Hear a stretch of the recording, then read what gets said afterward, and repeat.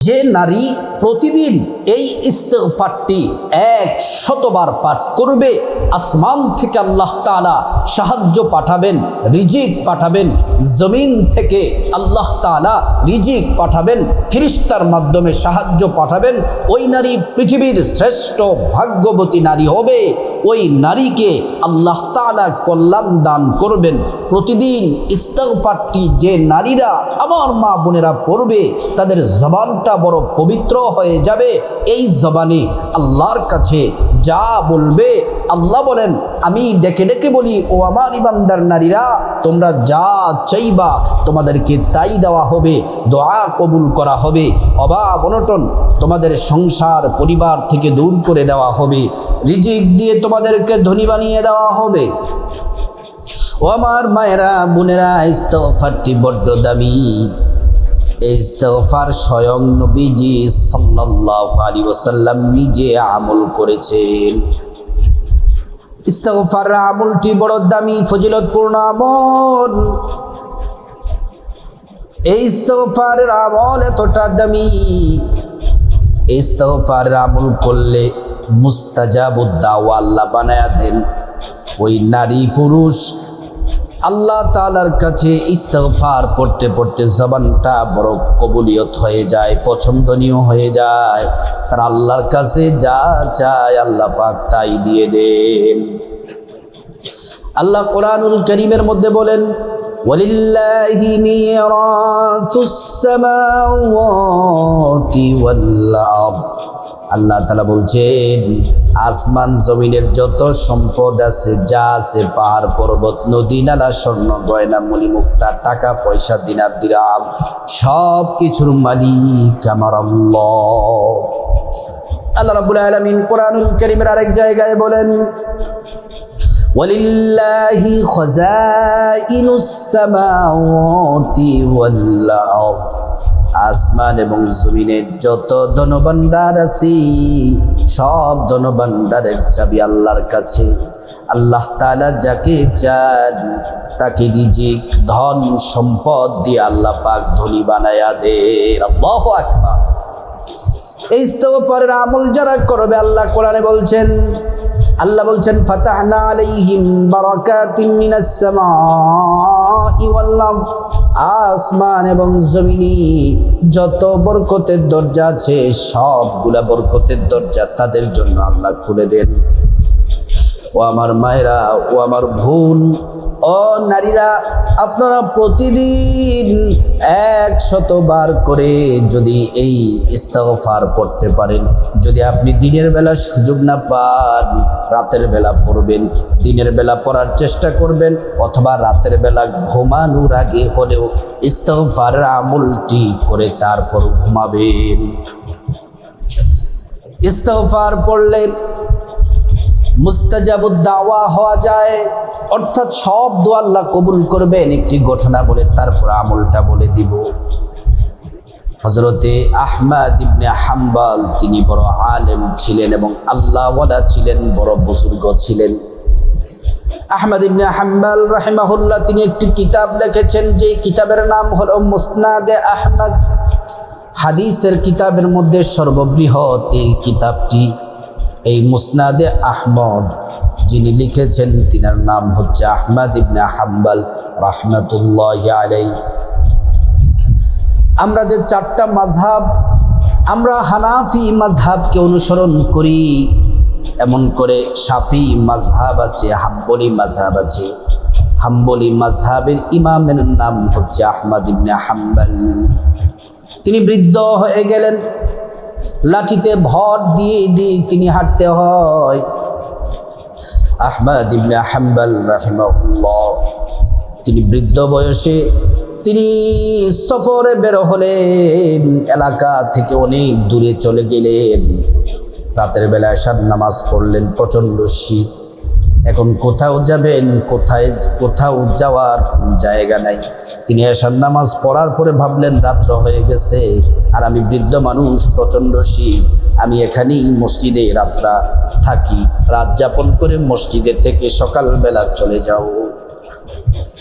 এলাকার কোনো মানুষ ওনাকে চিনেন না, এজন্য ওনাকে মসজিদ মসজিদের মধ্যে থাকতে দেন নাই, ওনাকে মসজিদ থেকে বের করে দিলেন। আহমদ ইবনে হাম্বল রাহিমাহুল্লাহ প্রচণ্ড শীতের লাঠিতে ভর দিয়ে দিয়ে দিয়ে দিয়ে তিনি বাজারে গেলেন। কিছু দূরে বাজার ছিল, বাজারে গেলেন। ওই বাজারে তিনি দেখতেছেন একজন যুবক রুটি বিক্রি করতেছে। ওই চুলার সামনে গিয়ে তিনি দাঁড়ালেন, আগুনের তাপ নিচ্ছেন এই শীতের রাত্রিতে। তিনি অবাক দৃষ্টিতে যুবকের জবানের দিকে তাকিয়ে রইলেন। যুবক জবান দিয়ে গুনগুন করে কি যেন পড়ে, তৈরি করে কি যেন পড়ে, চুলাতে আগুন দেয় কি যেন পড়ে, রুটি তৈরি করে কি যেন পড়ে, টাকা আদান প্রদান করে কি যেন পড়ে। অনেকক্ষণ দেখার পরে আহমদ ইবনে হাম্বল রাহিমাহুল্লাহ বললেন, এই যুবক, অনেকক্ষণ দেখতেছি তুমি গুনগুন করে কি পড়ো। বলতেছো, গো আল্লাহর ওলি, আমি ইস্তিগফার পড়ি। ইস্তিগফার বলছেন, ইস্তিগফার পড়লে কি হয়? বলে, ইস্তিগফার করার কারণে, আমল করার কারণে আল্লাহ তাআলা আমার সব দোয়া কবুল করেছেন। আমি আল্লাহর কাছে যা চাই আল্লাহ পাক আমাকে তাই দেন। প্রিয় মা বোনেরা আমার, খুব মনোযোগ দিয়ে শুনুন। যুবকটি বলল, আল্লাহর ওলি, সব দোয়া আল্লাহ কবুল করেছেন, একটা দোয়া আল্লাহ পাক এখনো কবুল করেন নাই। আহমদ ইবনে হাম্বল তিনি জিজ্ঞেস করলেন, যুবক, কি দোয়া সেটা কি বলতে পারবে? আমি শুনতে চাই, কি দোয়া সেটা? ওই যুবক বলল, আল্লাহর ওলি, আমি আজকে কিছুদিন যাবত দোয়া করতেছি এই জামানার শ্রেষ্ঠ মুহাদ্দিস আল্লাহর ওলি, আল্লাহওয়ালা বুজুর্গ হযরতে আহমদ ইবনে হাম্বল রাহিমাহুল্লাহর সাথে যেন আমার সাক্ষাৎ হয়ে যায়। আহমদ ইবনে হাম্বল রাহিমাহুল্লাহ যখন যুবকের কথাটা শুনলেন, চোখ দ্বারা পানি পড়তে শুরু করলো। আহমদ ইবনে হাম্বল ডেকে বললেন, এ যুবক, তুমি আহমদ ইবনে হাম্বলের কাছে যাওয়া লাগবে না, আল্লাহ তোমার এই দোয়াটিও কবুল করে নিয়েছেন। আহমদ ইবনে হাম্বলকে খুঁজে খুঁজে বের করতে হবে না, আল্লাহ তাআলা আহমদ ইবনে হাম্বলকে তোমার কাছে পাঠাইয়া দিয়েছে। আল্লাহু আকবার, আল্লাহু আকবার। প্রিয় মা বোনেরা, এই ইস্তিগফার বড় দামি। আল্লাহ তাআলা কোরআন শরীফের মধ্যে এই ইস্তিগফার আমল করলে 5টি পুরস্কার দিবেন। কোরআন শরীফে আল্লাহ ওয়াদা করে বলেছেন, فَقُلْتُ اسْتَغْفِرُوا رَبَّكُمْ إِنَّهُ كَانَ غَفَّارًا। আল্লাহ 5টি পুরস্কার দিবেন। 1 নাম্বার, জিন্দেগির সব গুনাহগুলা মাফ করে দিবেন। 2 নাম্বার, রিজিক দিয়ে ধনী বানায়া দিবেন। 3 নাম্বার, নেক সন্তান দান করবেন। 4 নাম্বার, জান্নাতে প্রবেশ করাবেন। 5 নাম্বার, জান্নাতের নহর থেকে শরবত পান করাবেন। প্রিয় মা বোনেরা আমার, ও আমার সম্মানিতা মায়েরা, এই 5টি পুরস্কার কোরআনে আল্লাহ বলেছেন, এই পুরস্কারটি 100% আপনি পাবেন, কোনো সন্দেহ নেই।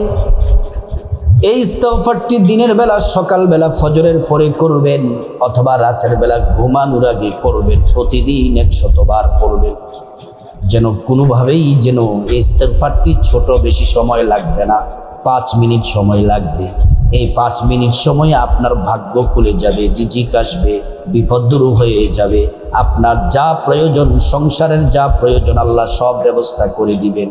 ঋণ থেকে মুক্তি দিবেন, আল্লাহ তাআলা রিজিক দিয়ে ধনী বানায়া দিবেন। ইস্তিগফার আমলটি করার আগে প্রথমে সুন্দর করে নবীর তরিকায় ওযু করে নেবেন।